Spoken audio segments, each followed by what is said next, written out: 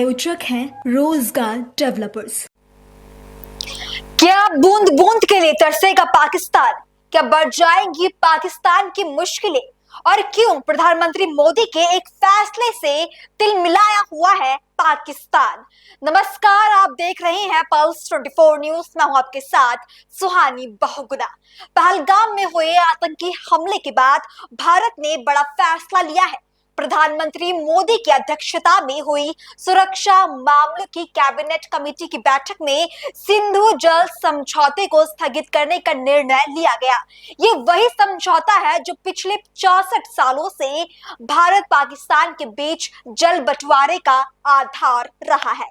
लेकिन अब स्थितियां बदल रही हैं और भारत ने साफ संकेत दे दिया है कि आतंक के रास्ते पर चलने वालों को अब पानी इतनी आसानी से नहीं मिलेगा। पहलगाम में कायरता भरे आतंकी हमले के बाद भारत ने पाकिस्तान को मुंह तोड़ जवाब देना शुरू कर दिया है।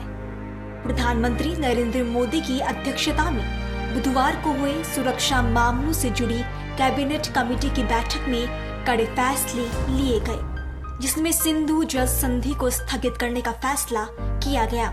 भारत पाकिस्तान के बीच साल 1960 से सिंधु जल समझौता लागू है। सिंधु नदी को पाकिस्तान की लाइफ लाइन माना जाता है। करीब 21 करोड़ से ज्यादा की आबादी पानी की जरूरतों को पूरा करने के लिए सिंधु और उसकी 4 सहायक नदियों पर निर्भर रहती है।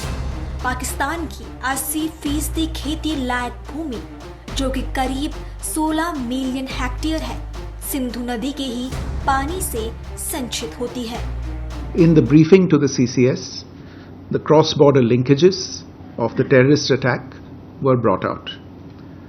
It was noted that this attack came in the wake of the successful holding of the elections in the Union Territory and its steady progress towards economic growth and development. Recognizing the seriousness of this terrorist attack, the CCS decided upon the following measures. 1. The Indus Waters Treaty of 1960 will be held in abeyance with immediate effect until Pakistan credibly and irrevocably abjures its support for cross-border terrorism. 2. The integrated checkpost Atari will be closed with immediate effect. Those who have crossed over with valid endorsements may return through that route before 1 May 2025. 3.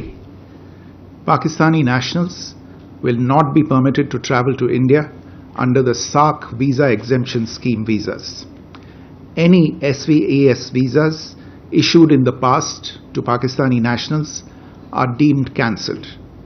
Any Pakistani national currently in India under SVES visa has 48 hours to leave India. 4.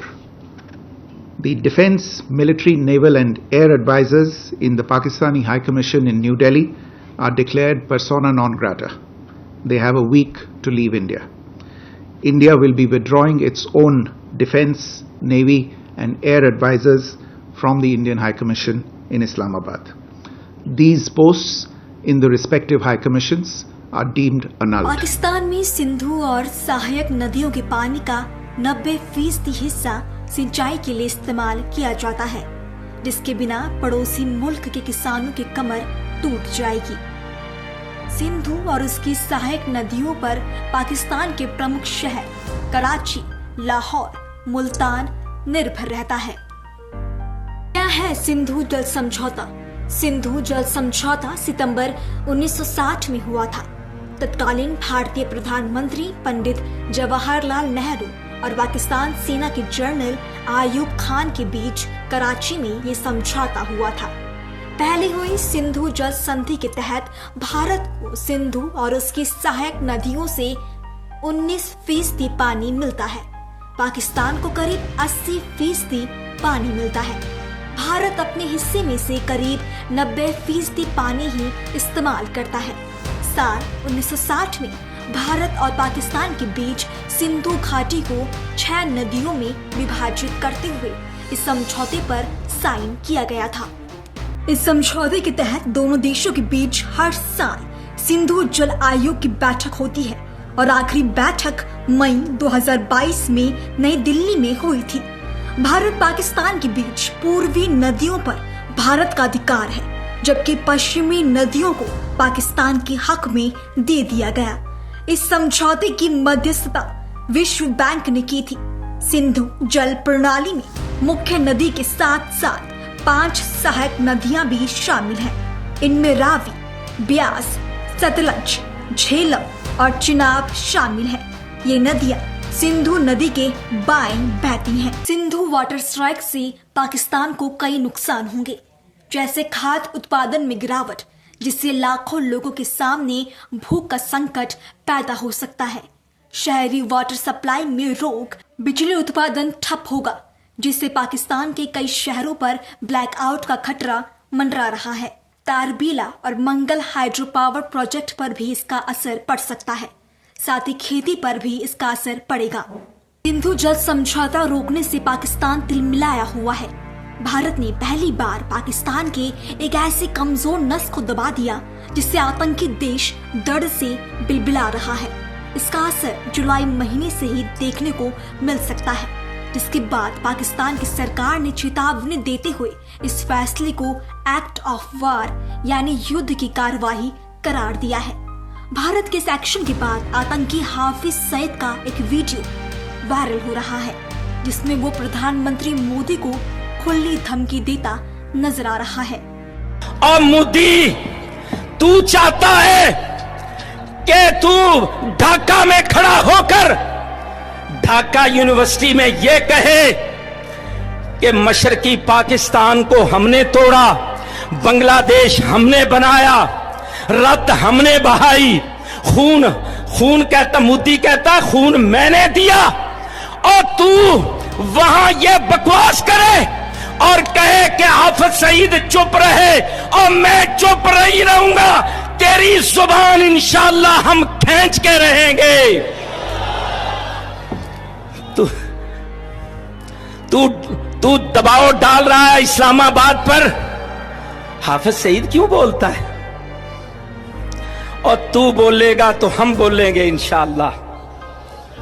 तू कहेगा कि पाकिस्तान का पानी रोकेंगे, कश्मीर के अंदर dam बना के तुम पाकिस्तान के पानी को रोकोगे, पाकिस्तान की ज़राअत सनत का खात्मा करके, पाकिस्तान की मईशत तबाह करके, सी पैक के मंसूबे नाकाम करने के लिए तू बड़के मारेगा और तू चाहेगा हम चुप रहे। सुन, अगर तू पानी बंद करेगा इंशाअल्लाह हम तेरी सांस बंद करेंगे, इन दरियाओं में फिर खून बहेगा। भारत के इस बड़े फैसले के बाद पाकिस्तान की चिंता बढ़नी लाजमी है। जहां एक और सिंचाई, बिजली और पीने का पानी पर असर पड़ने की आशंका है, तो वहीं दूसरी ओर ये फैसला ये भी दिखाता है कि अब भारत की नीति साफ है।